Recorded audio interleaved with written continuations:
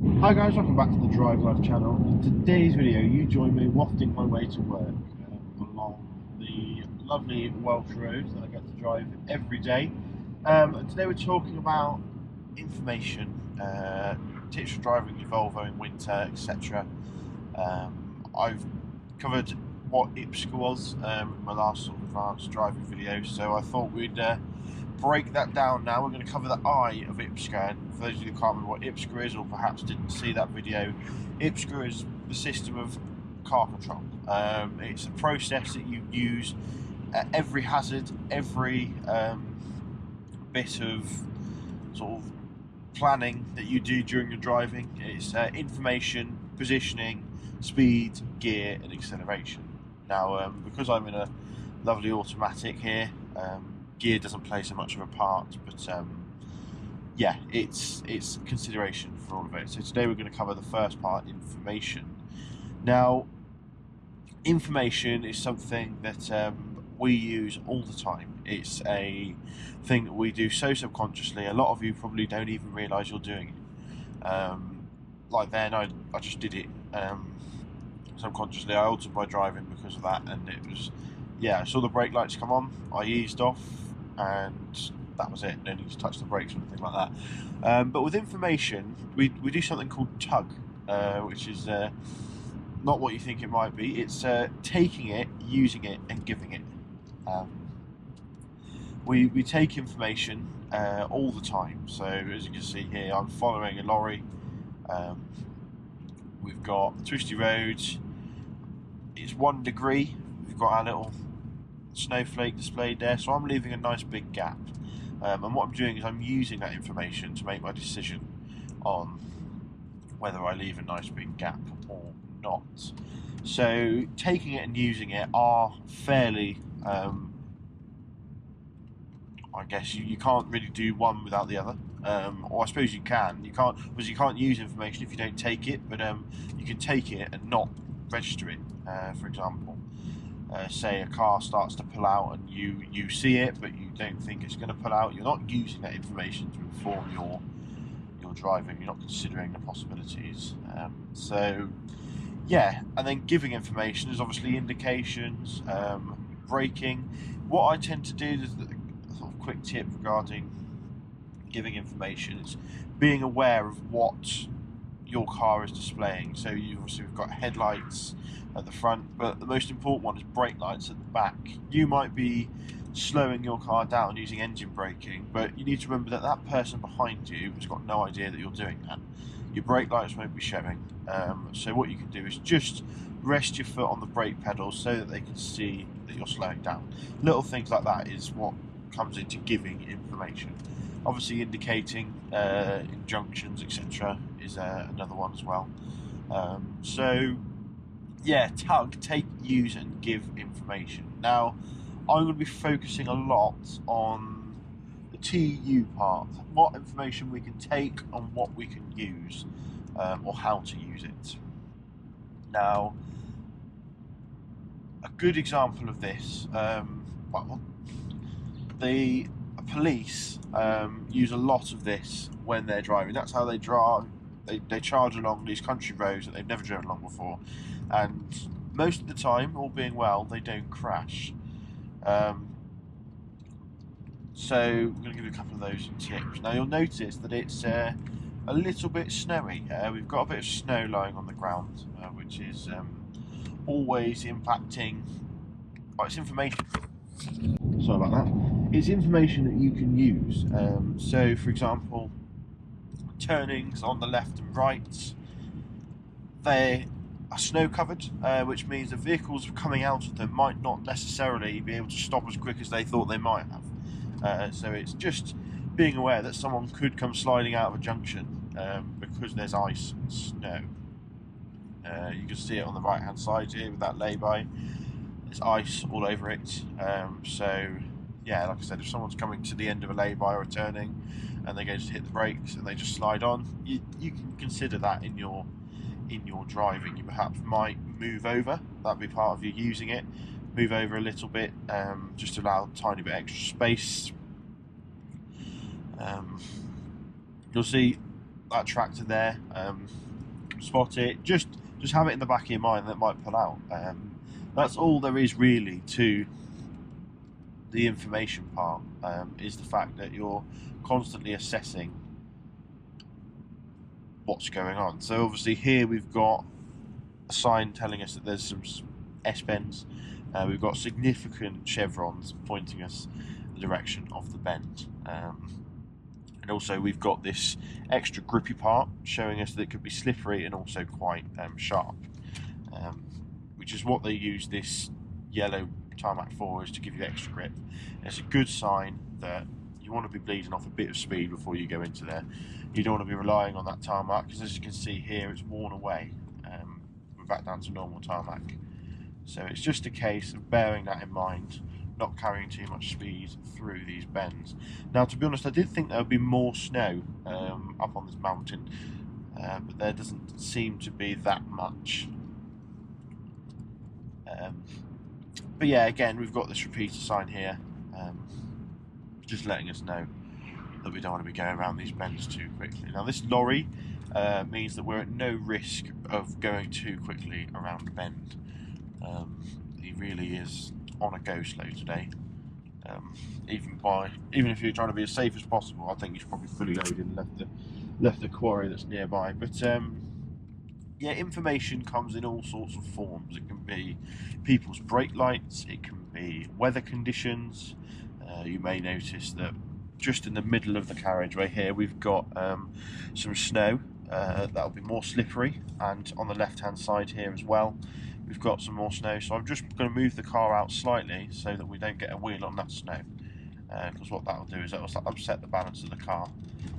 I mean, this Volvo is completely solid and sure-footed in this sort of weather, but it's just considerations that you want to consider, I suppose. So as you can see here, we're looking out in front of us. I can't see a road. There's no road in front of us, so we've got to consider that the road is going to start bending and taking us in a different direction. You can look over hedge lines, so now I can, because I know it, I can see that the road bends off over there, so the sweeping left-hand bend as well. We've got two junctions here, nothing in that one because you can see up that one, but we can't necessarily see up that one. It's also covered in snow, so potentially very slippy, so if we did see someone approaching that, then we'd consider that as well. Now, the car in front, in my opinion, is following quite close to that lorry. Given the fact that we're 1 degree and there's snow on the ground, I wouldn't want to be following that closely to any vehicle, no matter how good your brakes are, because the odds are stacked against you. But on sections of road like this, you can follow the telegraph poles. Now, I can see a row of telegraph poles here, so I know it's fairly straight, but then I can see that they bend off around to the right here, which indicates a right-hand bend. And sure enough, we end up going right. The tree line's another one that you can follow as well, which, if you're driving a road you've never driven before, is always useful to consider the tree line.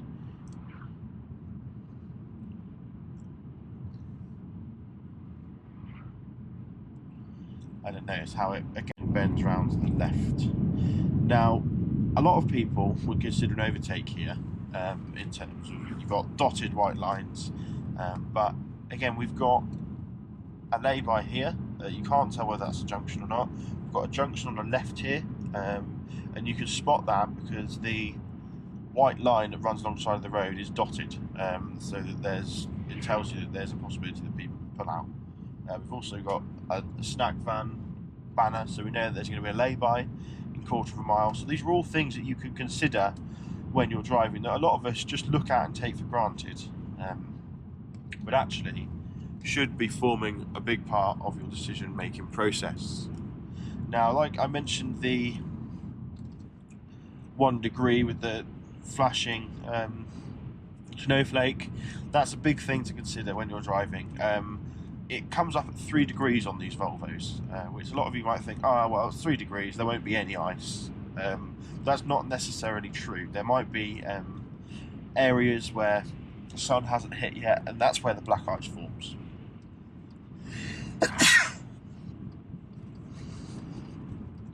Now, as you can see, as we're going down the road, there's shiny parts of the road. Now, this could be ice, or it could just be water. But again, you're considering that there's a slight bit of black ice down the left-hand side here, where the hedge has stopped it thawing out because it's cast a shadow. So these are all things, yeah, that you can consider. Signage as well is a really good resource that a lot of people don't particularly either understand or take notice of. For example, the surrounding of a sign, if it's yellow, or here's a good example, we've got a staggered junction here, and it tells you exactly which one's first and which one's... If we were in a situation where that left-hand junction was first, it would be shown on the sign. So they are very cleverly designed, these road signs. It give you a lot of information, but a lot of people aren't taught how to read them properly, which has always been a bugbear of mine. So, and again, we've got road signs right up in the distance there that tell me that there's a junction on the left-hand side.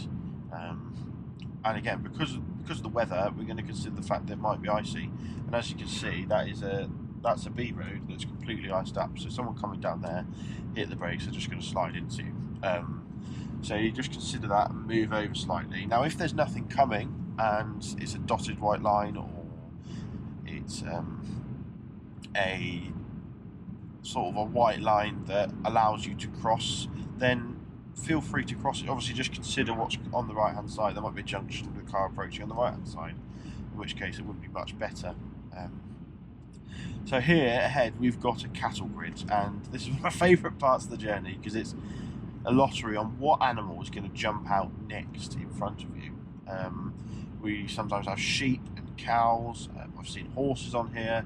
So yeah, now they've noticed how they've got reflector bollards next to the cattle grid. That's to let you know when it starts, because cattle grids are quite slippery,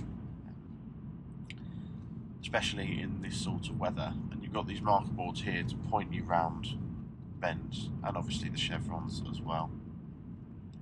Now it looks like it's all quiet because I'm scanning the road all the way down there because I know where it goes, and it looks like it's all completely quiet on the home front regarding animals, which is quite nice. At night it can be an absolute nightmare, as you can imagine, black cows in the middle of the road licking the road because of the salt that they use to grit it. But yeah, it's very, very interesting. So as you can see, apparently there's going to be horse and cart on this bit of road, which is interesting, isn't it?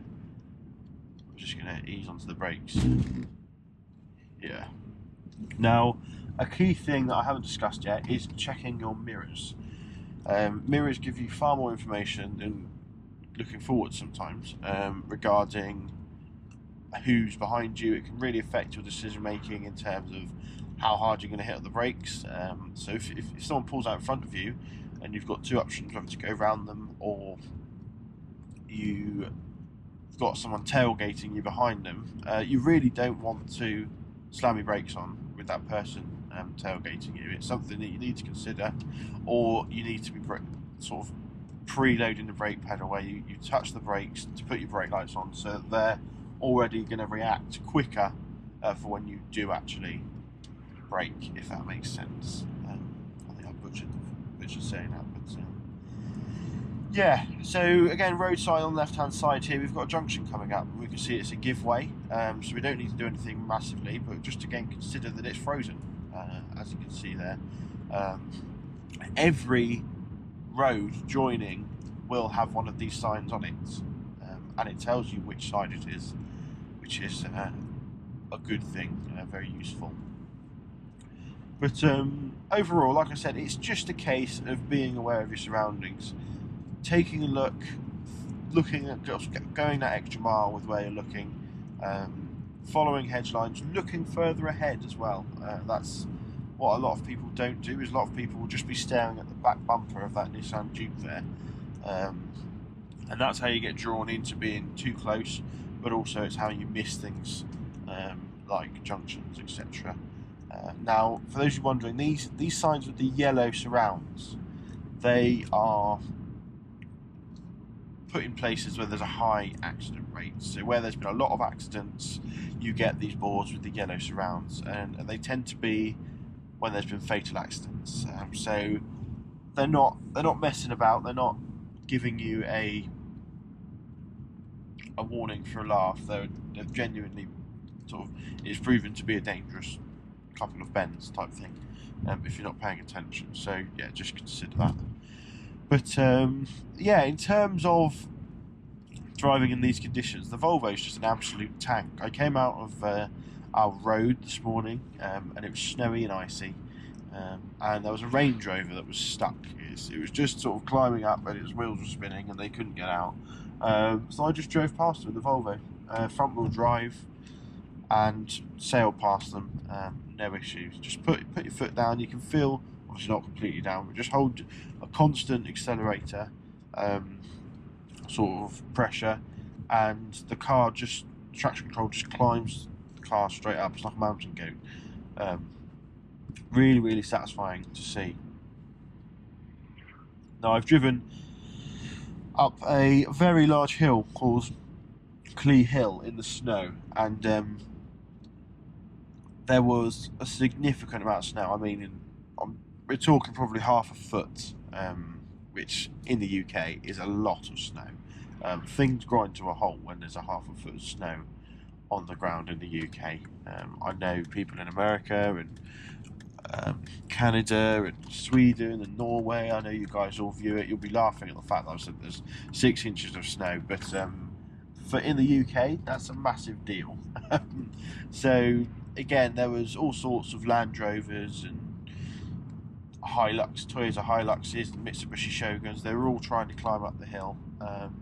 They all had road tyres on. They all had summer road tyres on, and they just kept getting stuck. They couldn't work out why in my Volvo with a decent set of Michelin cross climates I could just shoot past them while they're sort of spinning their wheels, etc.